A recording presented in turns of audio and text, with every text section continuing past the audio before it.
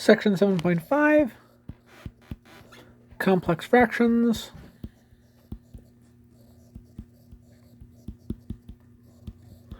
The idea of a complex fraction, there are two main types of complex fraction we'll see. One, just the basic definition, is the idea that a complex fraction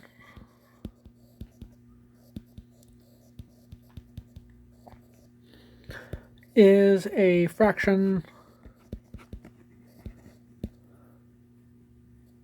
that has other fractions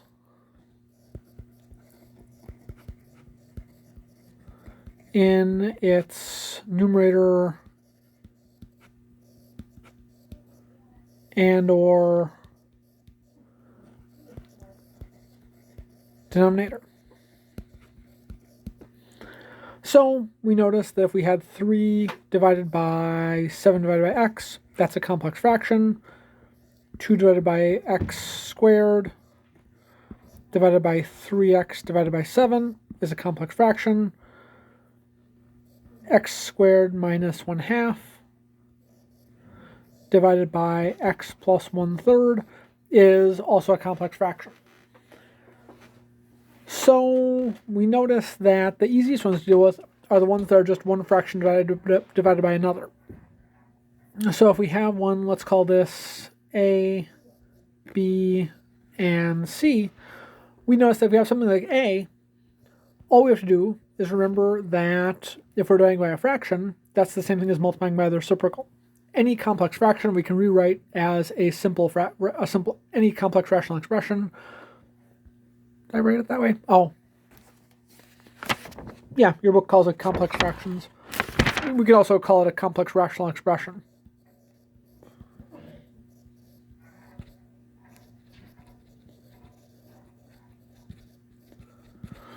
We can always rewrite these as simple fractions or simple rational expressions by just using our basic properties. So in the case of A, we can rewrite that as 3 times the reciprocal, so 3 times x divided by 7, and so we get 3x divided by 7, nice, neat rational expression. B, we notice that we can write 2 divided by x squared times 7 divided by 3x, and so we're going to get 14 divided by 3x cubed. And we're going to check for simplification, but there often won't be any. And then for C, that's a little bit messier. We have x squared minus 1/2 divided by x plus 1/3.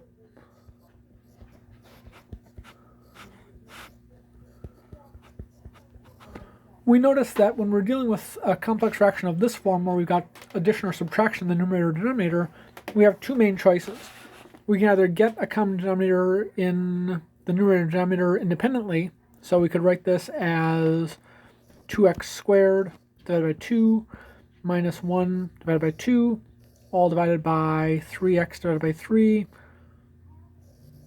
plus 1 divided by 3. So that becomes 2x squared minus 1, all divided by 2, divided by the rational expression 3x plus 1 divided by 3. And now we can write that as multiplication by the reciprocal. We're going to get 2x squared minus 1 divided by 2 times 3 divided by 3x plus 1. And so we wind up getting 6x squared minus 3 divided by 6x plus 2. Now we have to be careful that we can't divide out those 6's. We can only take out a common factor if it's a common factor for the whole numerator. So if we had had 6x squared minus 3 divided by 3x squared plus 6, for instance, we notice that we could write as 3 times the quantity 2x squared minus 1 divided by 3 times the quantity x squared plus 2. And so that could have been written as 2x squared minus 1 divided by x squared plus 2. But back over here, this can't be simplified.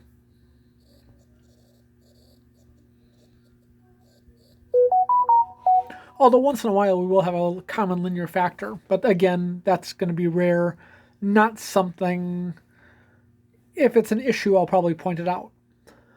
So actually, speaking of which, let's just try a few of these. Number 18 from page 534.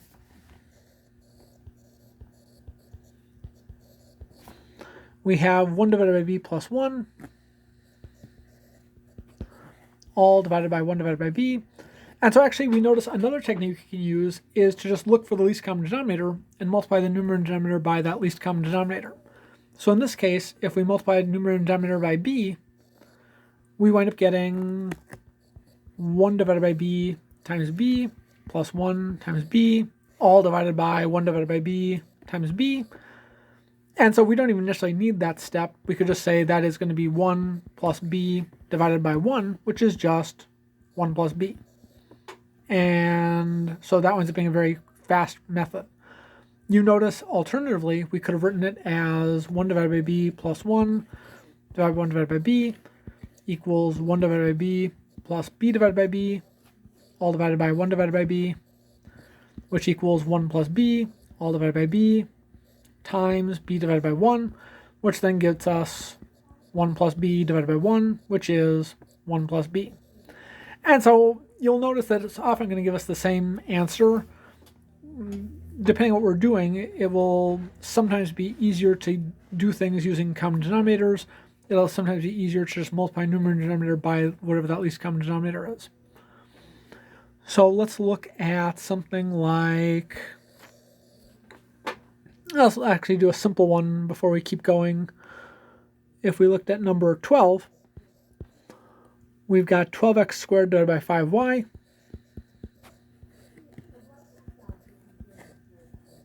All divided by 8x to the 6th divided by 9y squared.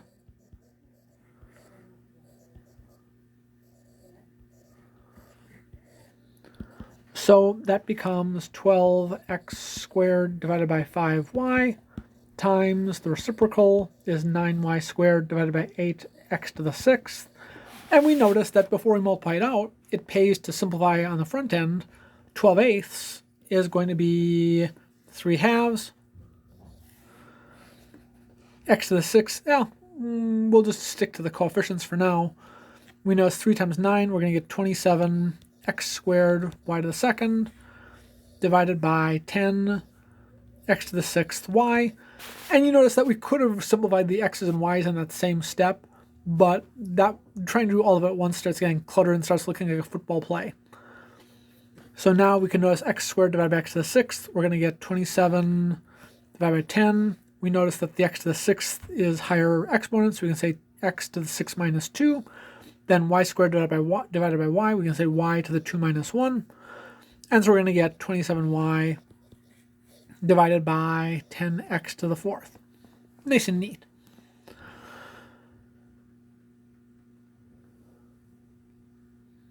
Let's see. Then if we tried something like number 26, where we have 1 divided by m squared plus 2 divided by 3, all divided by 1 divided by m minus 5 divided by 6, we'll try it both ways. We notice that if we write that as 3 divided by 3m squared plus 2m squared divided by 3m squared, all divided by 6 divided by 6m minus 5m divided by 6m. So here we're getting common denominators independently in the numerator and denominator. And so then we can rewrite that as 3 plus 2m squared divided by 3m squared. And then that's divided by 6 minus 5m divided by 6m. So now we can rewrite that as 3 plus 2m squared divided by 3m squared times 6m divided by 6 minus 5m. So this is the main place where we'll see some simplification. We notice 6m divided by 3m squared, 6 divided by 3 gives us 2, m divided by m squared gives us just an m in the denominator. And so we're going to get 6 plus 4m squared divided by 6m minus 5m squared. And we're done. Now, alternatively, we could have done it instead by taking this 1 divided by m squared plus 2/3 divided by 1 divided by m minus 5/6. We could have multiplied by 6m squared in the numerator and denominator. That would have given us 6m squared divided by m squared plus 12m squared divided by 3, all divided by 6m squared divided by m minus 30m squared divided by 6, which then gives us 6 plus 4m squared divided by 6m minus 5m squared. And so you notice that method can be a lot faster. Both methods will always work. It's just a question of which method feels more natural. So we'll try one more of these. If we look at something like number 30, we have 1 minus 9 divided by p squared, all divided by 1 minus 1 divided by p, minus 6 divided by p squared. This is one where we're definitely better off just multiplying numerator and denominator by p squared. And so we wind up getting p squared minus 9 divided by p squared minus p minus 6. And then we notice, that's one of those cases where we notice that it's a very obvious factorization. We get p minus 3 times p plus 3, all divided by p minus 3, p plus 1. And so we notice that's going to be equaling p plus 3 divided by the quantity p plus 1, as long as p isn't 3. And so that's one of those cases where we should really always simplify where possible. Sometimes it's more practical than others.